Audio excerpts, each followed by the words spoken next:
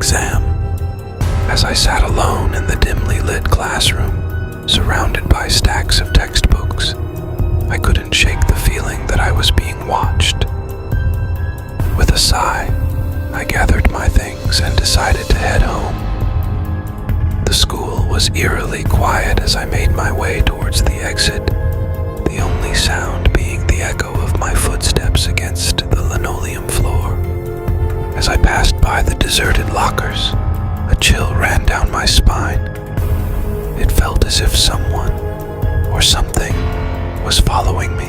I quickened my pace, eager to escape the oppressive atmosphere of the empty school. But just as I reached the main hallway, I heard a soft whisper from behind me. "Wait." I froze in place, my heart pounding in my chest. Turning slowly, I saw no one. The hallway stretched out before me, devoid of any signs of life. I shook my head, trying to convince myself that it was just my imagination playing tricks on me. But then I heard it again, clearer this time. "Please don't leave me." The voice sounded desperate, almost pleading. I hesitated, unsure of what to do. Should I investigate or should I run? Against my better judgment, I followed the sound of the voice, my footsteps echoing loudly in the empty hallway. As I rounded the corner, I saw a figure standing in the shadows, its features obscured by darkness. "Who's there?" I called out, my voice trembling. The figure stepped forward into the dim light, revealing a young girl with long, tangled hair and pale, ghostly skin. Her eyes were wide and empty, devoid of any emotion. "I'm lost," she whispered, her voice barely audible. "I can't find my way home." My heart went out to her, despite the chill that ran down my spine. She looked so lost and vulnerable, like a trapped animal begging for help. "Come with me," I said, offering her my hand. "I'll help you find your way." She took my hand, her touch sending shivers down my spine. Together we walked through the deserted halls, the only sound being the soft echo of our footsteps. As we reached the main entrance, I felt a sense of relief wash over me. We were almost out of the school, away from whatever darkness lurked within its walls.